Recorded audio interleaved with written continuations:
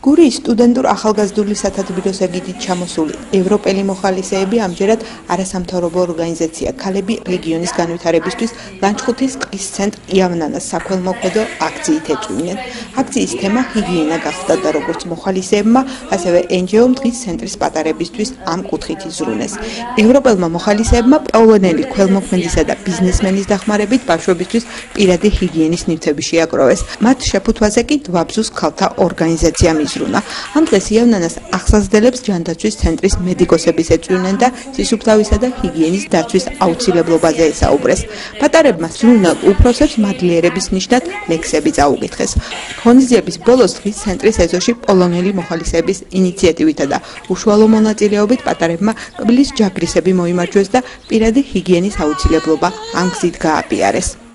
И здесь мы приехали до Ланчхути, чтобы сделать зубную акцию. Вместе с детьми мы чистили зубы, потому что с Польши один мужчина, Ярослав Гурчейский, подарил детям зубные щетки, пасты, стаканчики.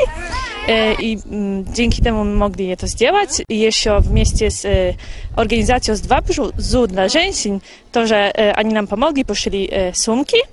И мы все вместе могли приехать и помочь чуть-чуть детям. ესეთი აქციები ვფიქრობ ძალიან დიდ შედეგს იღებს იმ თვალსაზრისით, რომ ის სოციალურად დაუცველი ფენების წარმომადგენლების არიან ძირითადად მათი შვილები ხვდებიან აი ამ ასეთ დაწესებულებებში და ჩვენ ესეთი ქველმოქმედება, ანუ ფილანთროპია, რასაც პოლონელი მოხალისეები ეწევიან, ხშირ შემთხვევაში ქართველებისთვის აი ძალიან უცხო ხილია ხოლმე და აი ჩვენი დიდი სურვილია და ჩვენი მიზანიცაა, რომ ეს კულტურა, რასაც ქვია ფილანთროპია, დავნერგოთ ჩვენი მოხალისეების და არასამთავრობო ორგანიზაციების დახმარებით, როგორც არის სტუდენტურ ახალგაზრდული სათათბირო ოზურგეთიდან, ქალები რეგიონის განვითარებისათვის სოფელი დვაბზუდან, ასევე ლანჩხუთის ჯანდაცვის ცენტრი, ჩვენი სოციალური სამსახური, ყველანი გვიდგან ამ მხარში და ცდილობენ, რომ ამ ბავშვებს, რომელთაც მართლა ძალიან ბევრი რამ აკლია ცხოვრებაში, ვინაიდან სოციალურად ყველაზე დაუცველ ფენას წარმოადგენენ, აი ამ აქციებით გაულამაზონ ცხოვრება, იმიტომ რომ ძალიან მნიშვნელოვანია ამათთვის